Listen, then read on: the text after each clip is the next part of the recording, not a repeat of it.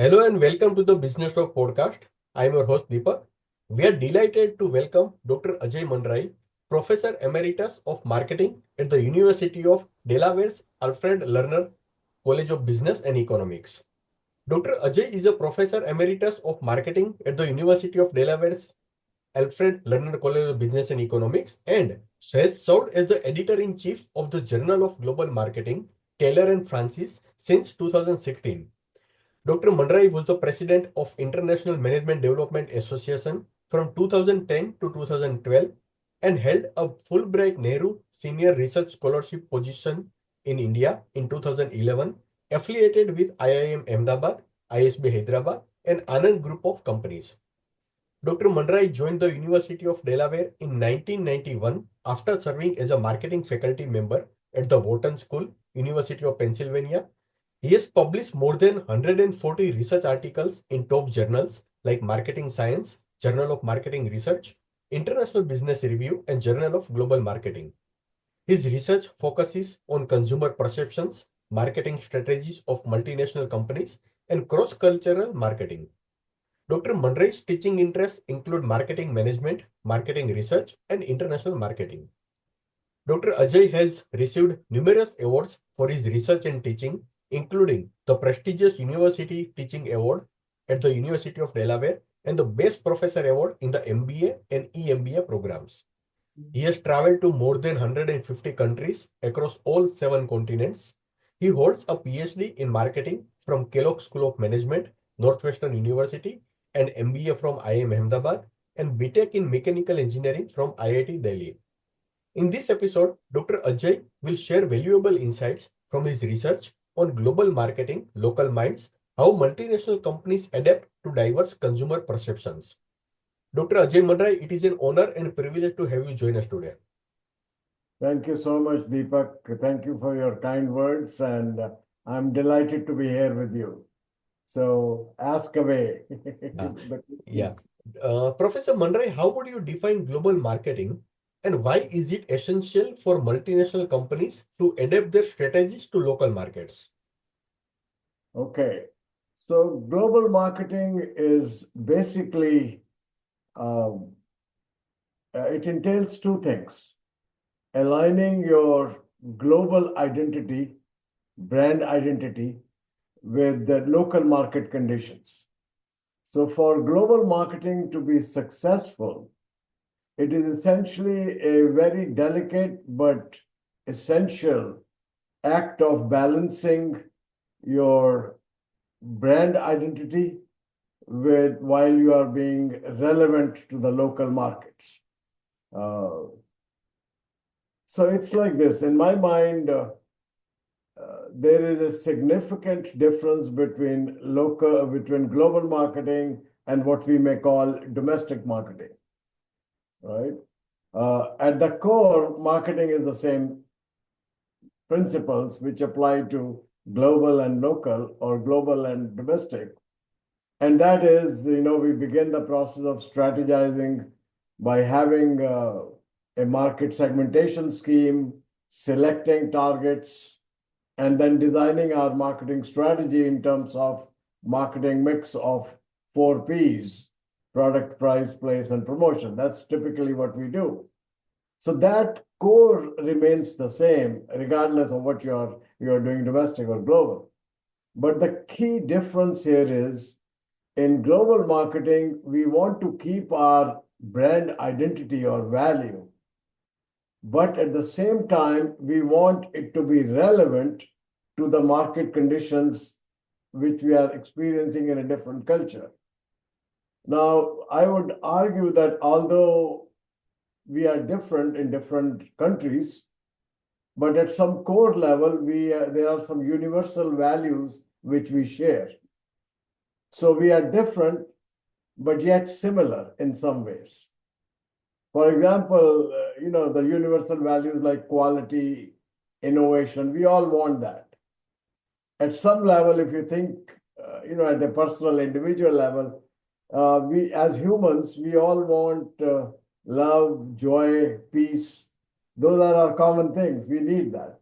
Laughter is the same everywhere, regardless of what culture you are in. But at the same time, to understand consumer behavior, buying behavior, which we need to focus on to build a successful business. So in the global marketing context, that culture thing becomes very relevant. So we want to have an identity, and for consistency and for building trust, we want that identity to be uniform. Okay, so that there's no confusion what we stand for. But at the same time, we want to be culturally relevant. Okay, and for that, we need to understand what the culture is, what the market is, what are the economic constraints, what are the social norms, and those things vary, right? So behavior, consumer behavior depends on the culture we operate in, the economic conditions we operate in, and the social norms are highly relevant. And they do vary from place to place. So that brings us to the question of what is culture, right? And that brings us to the question of in any culture, how do I become successful if I want global marketing to be successful? And I think that's where the real insight or debate lies. But to answer your question, what is global marketing? It is a strategic process, I think, of balancing the brand identity while making it relevant to the local culture. That is how I would define it. Yeah, very insightful. Thank you, Professor Ajay. What are some of the most significant challenges multinational companies face when trying to align their global brand with local consumer perceptions? Right. So I think I kind of started alluding to that already, and that is understanding the culture, local culture, social norms, uh, is very, very important, and economic conditions, because things vary and consumer behavior depends on that. So I would argue that the most challenging thing is to learn about the culture, to understand what is really going on, because that's where the difference is. And what are the local economic conditions and other social norms which are going to shape the consumer behavior. If we do not understand that and formulate our marketing strategy in 4 Ps, then we may go wrong in the sense we don't really understand the market and we are doing something based on our own assumptions, and that would create problems. So I think the most critical thing would be understanding the culture. Uh, so again, it brings up the question, what is culture and how do I understand it, right? So there are different ways, there are different academicians who have defined culture in multiple ways. I'll give you my definition of culture. So I think culture is everything that we do in our day-to-day life. It's as simple as that. So it begins with you speak the language, the symbols we use, the movements we make, the facial gestures, all that is part of culture. Food we eat, the way we dress, uh, the numbers, how we process numbers and ideas, religion, traditions. So culture is a catch-all for everything we do, all activities. And there are others, they have defined culture in a little more formal way, like I can think of Geert Hofstede. He has done a lot of empirical research and defined culture as multiple dimensions like collectivity, individualism, power distance, and so on. Another great guy, Edward Hall, he defines culture as high context and low context cultures. Um, there is a notion of P time and M time, polychronic time and monochronic time. There is also this notion of connecting the two, that is from Geert Hofstede, individualism and collectivism, and connecting it to Edward Hall, high context versus low context culture. So essentially, high context culture like Eastern cultures, India, the Eastern world, and even the Latin American world, I would say, they are collectivistic culture. They think at the community level, uh, whilst the Western cultures tend to be individualistic culture, low context cultures. High context collectivistic cultures often have a P time notion, polychronic time. For them, business happens only after the relationship is made. Business is not different than a relationship. So they are relationship oriented cultures. While for the monochronic people, time is linear. For polychronic, time is circular. So there is a ocean of time and we go and dip, we take whatever we want. While for monochronic culture, Western cultures, time is linear and limited. And so, the event as you move forward, the time is gone. There is a notion of I lost time. So that's why the phrase time is money. While in polychronic cultures, that's not so. Oh, that whole Latin American manana thing, if it doesn't happen today, it'll happen tomorrow. So if you are doing business with if an individualistic culture company doing a business in a polychronic, collectivistic, high context culture, sometimes we forget that, gee, these people are not going to talk to you unless you're close to them. There are cases I heard an executive from US went to Brazil to do business with the Brazilians, and he went on a very fixed time frame. I go today, tomorrow we'll be meeting, day after I'll come back. And the first day he went, he waited for hours, nothing happened. And then he was invited in the evening next day for a golf game.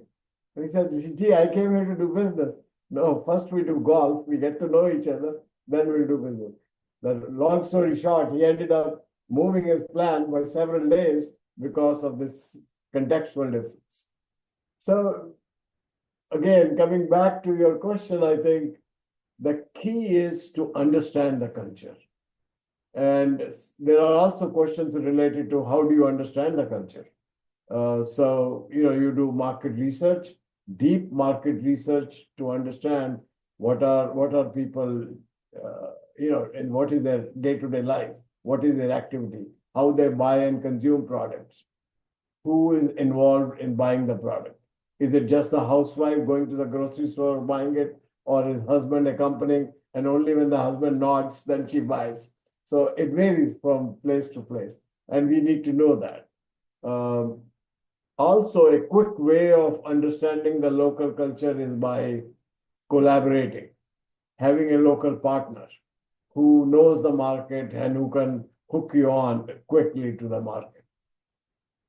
I would say collaboration with a consultant or with people who understand this. Like if I want to operate in India, I will consult you and say, gee, help me understand this market. I would go to the extent of saying collaboration even with local competitors is a good thing. Like what Coca-Cola did in India. Coca-Cola is sold in more than 200 countries. Although UN recognizes only 195 countries, but there are more countries apparently which are not recognized by UN. And Coca-Cola does business in 200 plus. And when they entered India soon after, so you probably know this background. You were there. Oh no, you may be not. When were you born? 1984? Yes, 82. 82. Okay.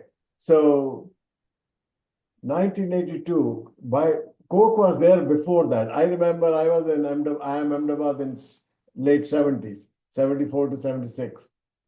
And Coca-Cola was there, and then soon after that it left. And the reason was India wanted the secret formula to be revealed. And Coca-Cola said, I'm not doing business. They left India.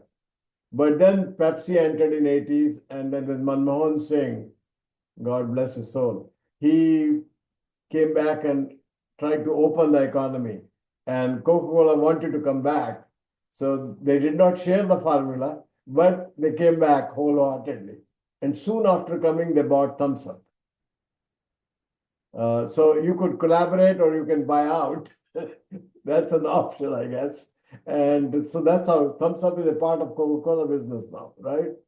So I would say because local competitors, they are working from their home advantage, so they know market very well. So even collaborating with them, cooperation is a game, I guess, not competition. So there are different levels and ways of understanding the culture and operating in a foreign market. So those are my thoughts on this, that understand the culture either by deep, intense marketing research, so that's upfront investment, or you interact with the local consultant, that's also an investment, or collaborate with a local competitor even. So, Professor Manrai, when it comes to global marketing, how do companies decide between adapting their product and messaging to local markets or sticking to a standardized approach across the globe? so like I said earlier, I think balancing the brand identity and yet staying locally relevant is very important. So it entails understanding what you are all about. What are your core values? That's an important thing, and there is no deal on that. They are fixed. So, like for example, Coca-Cola. So, what is the core identity of Coca-Cola? Coca-Cola is a refreshment. It is positivity. It is togetherness. It is joy. That's what the real benefits are. That's its core identity. That I'm not going to lose. In fact, in Coca-Cola, even the product is the same. It's the same secret formula which is sold everywhere. There is a minor variation there, though. So there, Coca-Cola is the sugary taste component varies from country to country. So the Coca-Cola sold in Latin America is more sugary, sweeter than what is sold in America, for example. And actually, you may know this. There is a Coca-Cola museum in Atlanta, and they have taps Coca-Cola from different countries. You can go and taste different colas in the same spot. So how does it taste in India versus how does it taste in US or in Brazil or in Tokyo? So you can taste all the different Coca-Colas there. So my take on this is companies ought to be able to keep that core consistency and yet try to make it relevant. In case of Coca-Cola, the product is similar, the brand identity is same, the core identity is what we talked about. So then how do they connect? So for success, to make it locally relevant, what do I do? And it goes, by the way, it goes beyond customer expectations. So it is not that customer expects something and I want to deliver that. But I think for real, enduring, long-term business success, we really got to bond with the customer. Emotional bonding is the way to create trust and relationship, much like what we do in person to person. How do we connect or make a relationship?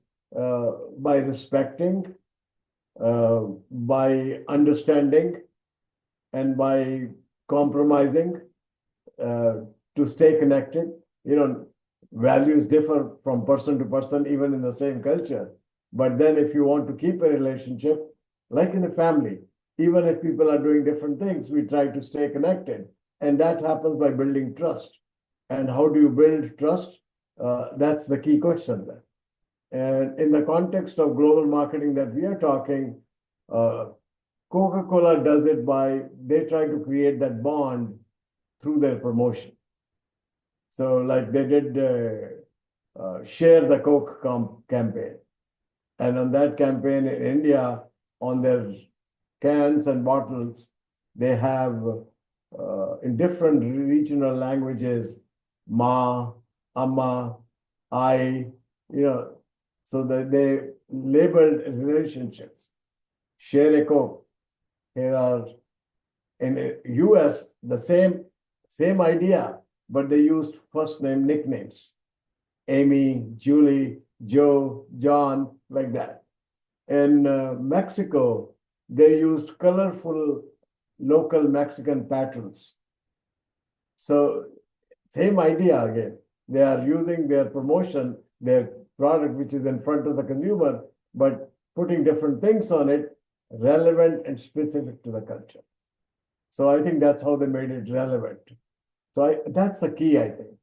I want to keep my identity, and yet I want to appeal to the locals.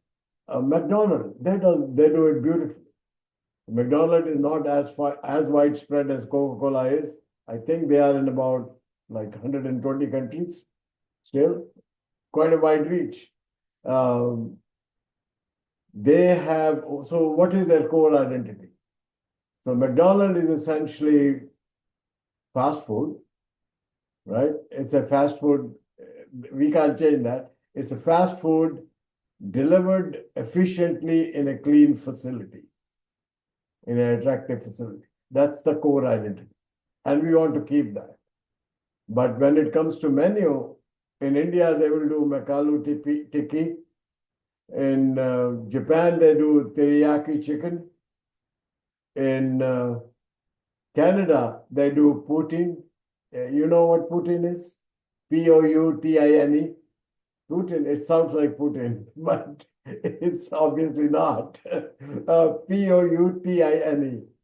Putin in Canadian slang means mess, messy.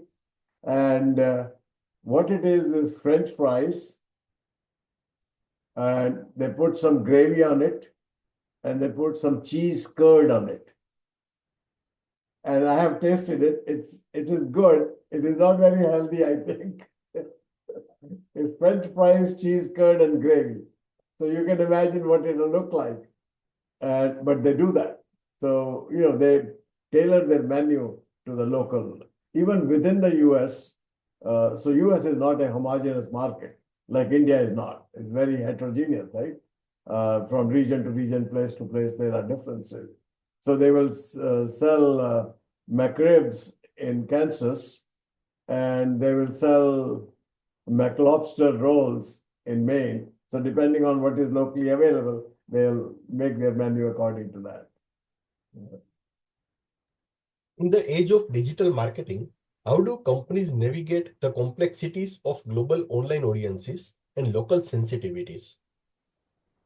Yeah, that's important. Yeah, that's a very good question. So we are now living in the world of AI and ML, right? Artificial intelligence and machine learning is the phrases to go today. It has not happened overnight, though it feels like that. It has happened over several decades. People have been working on it. And we are now reaping the benefits of a lot of time, effort, and investment made by other people over a period of time. So as you know, AI and ML, they can process a huge amount of data related to consumer behavior, buying behavior, process it and give us insights. It was marketers' dream. The dream was always there. The dream was to be able to do marketing at the level of an individual. That if I can make a marketing strategy just for you, right? My product, the price, the channel I use, and the promotion just for you, Deepak Bhatt. And then I go to the next person, just for you, Sakshi Kathuria, right? So for each person. But that's very hard because, you can imagine how difficult it is because it is expensive, number one. Number two, there are so many variations. So how am I going to manage all these strategies?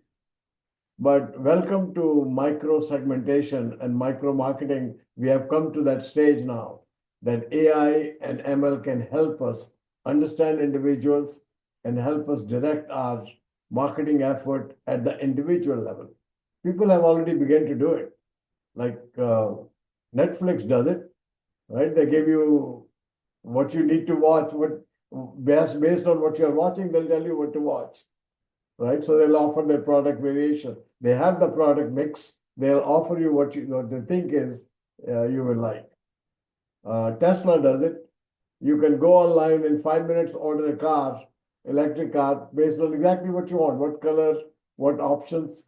So people are doing it. We are in the age with the help of AI and ML now. There are platforms where we can discreetly enter into a conversation, listen to what's going on, and change our message, our promotion accordingly. Right? There are platforms like Brand Match, Sprinkler. You can actively listen in and then tweak your message depending on what is being said about you. So what does that give me? That gives me flexibility. That gives me a tremendous cost advantage. Adobe Experience Manager. That platform lets you design a global campaign, and then you can tweak it. You can change the language, you can change the tone, you can change the visuals, and make it relevant to the local culture. And again, people are using those platforms to make it happen. So in short, welcome to the age of micro marketing. Our dream has come through with the help of AI and ML. And this is, expanding not day by day, but hour by hour. These things are becoming more and more accessible, available, and helpful to the market.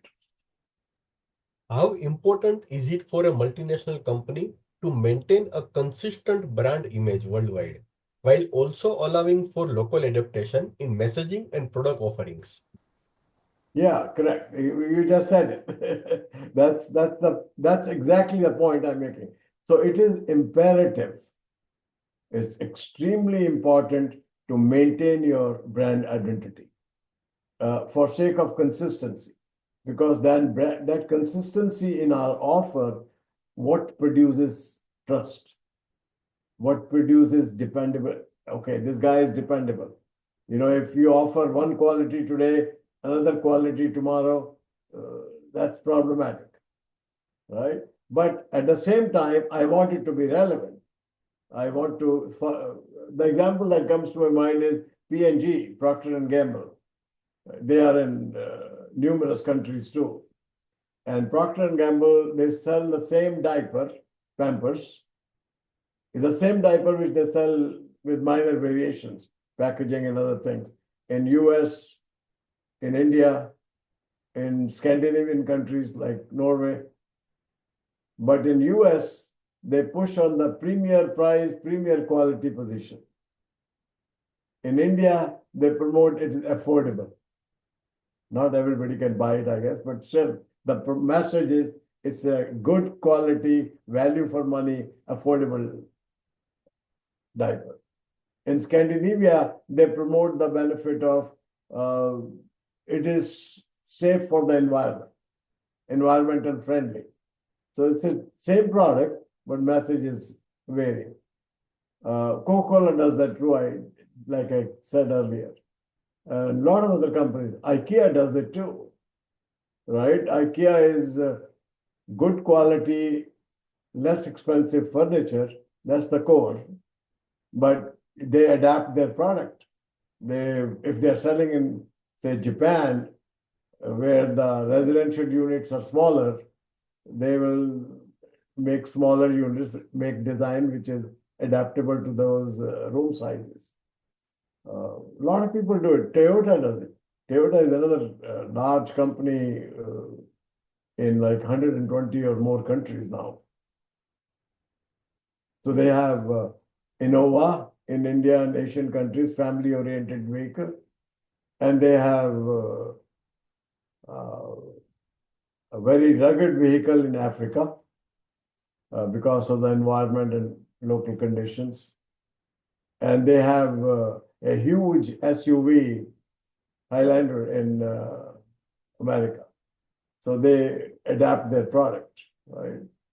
McDonald's, we already talked about, they've altered the product. Starbucks, Uh, Again, the core value is it's a global coffee shop. But what do they offer? They offer premier product at premium prices, excellent customer service by investing into training their employees and baristas who are, who deal with the customer, the service providers, excellent spaces.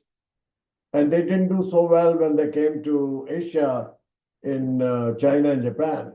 Despite doing everything right, they did not do well until they realized that, gee, Chinese and Japanese people want more tea, not coffee.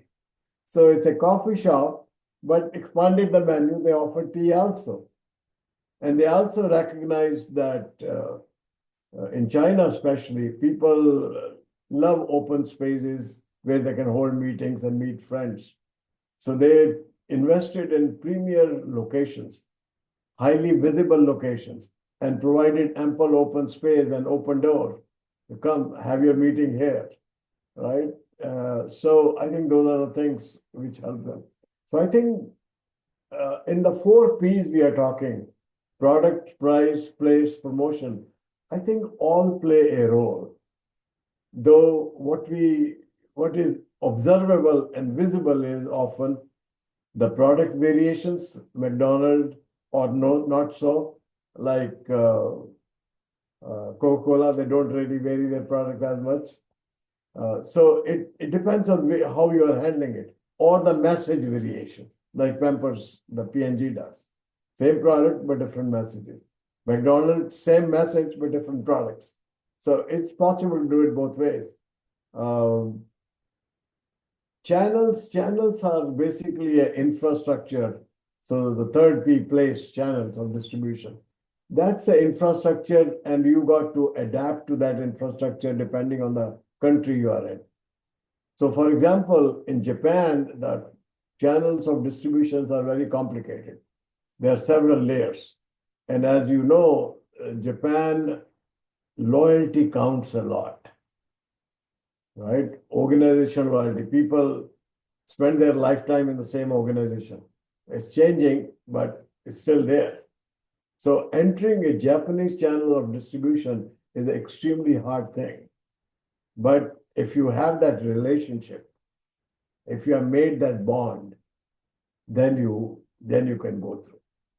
Because if you have a great product sold at a great price, excellent promotion, but no channel of distribution, the result is zero, right? You can't go through, you can't reach. So the 4 Ps I'm talking about, though we talk them individually, separately, but they are interactive and they are multiplicative. If one is zero, the result is zero, right? So that's my take. What are some common pitfalls companies face when attempting to localize their marketing, and how can they avoid them?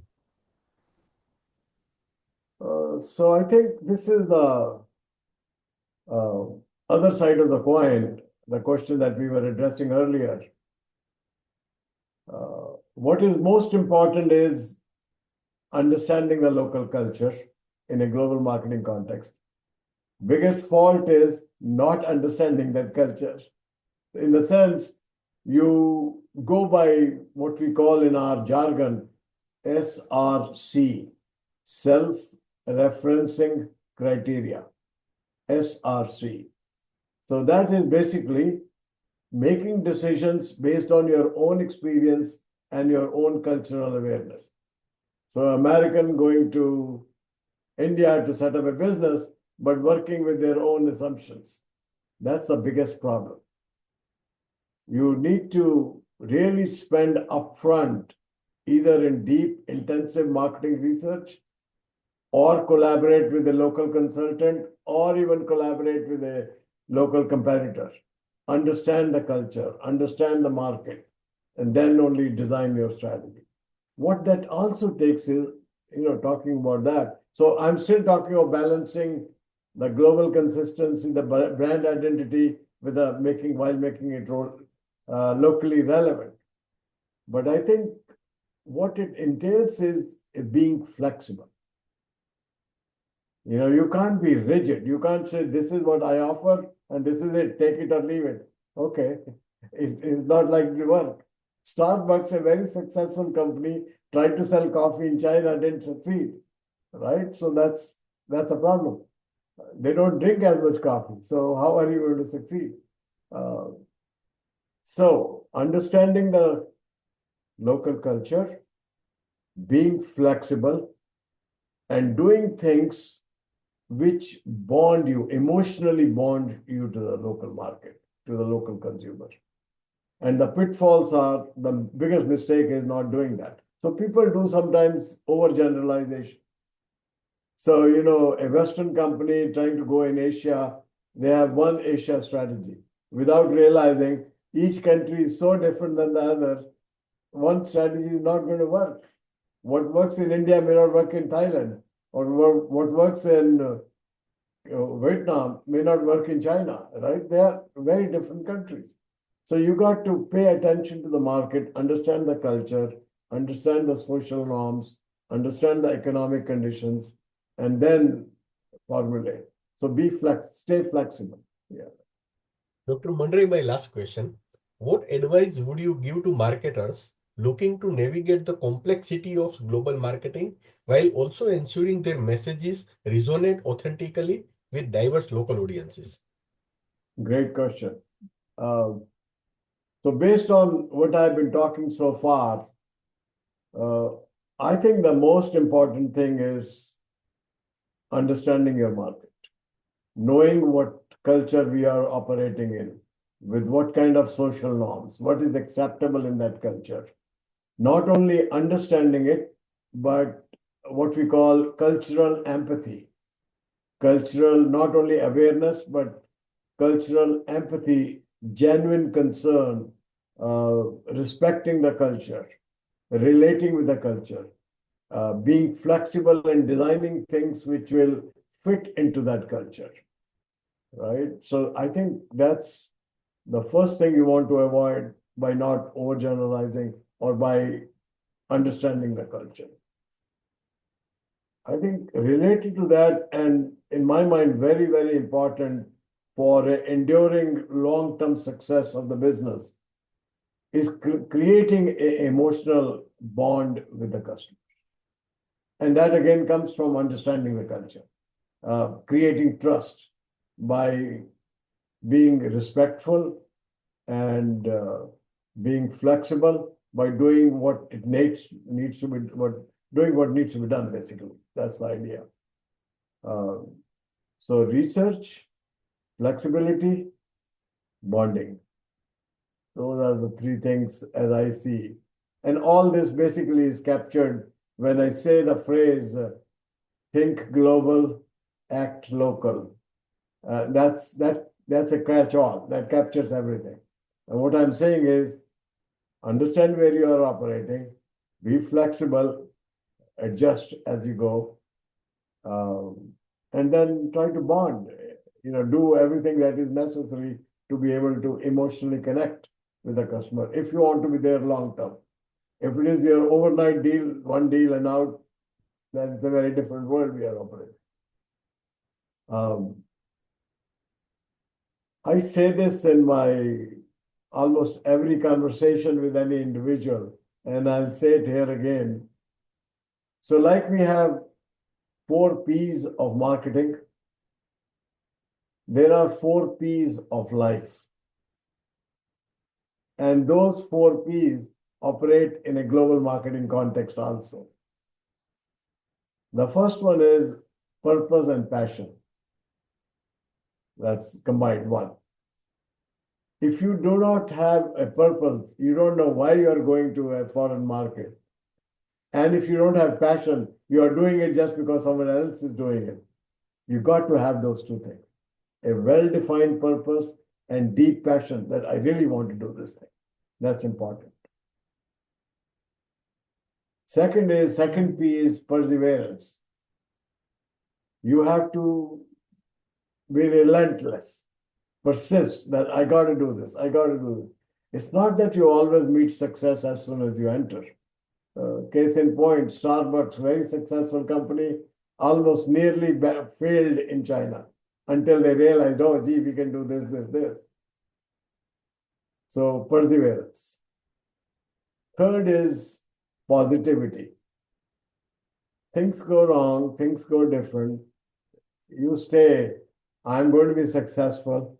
You have to tell yourself really that I'm going to do it, I'm going to make it, and not give up at the first failure, right? That, oh, things didn't go right, just forget it. Let's back up. No, stay positive. And finally, the fourth P is patience. You got to have patience to succeed.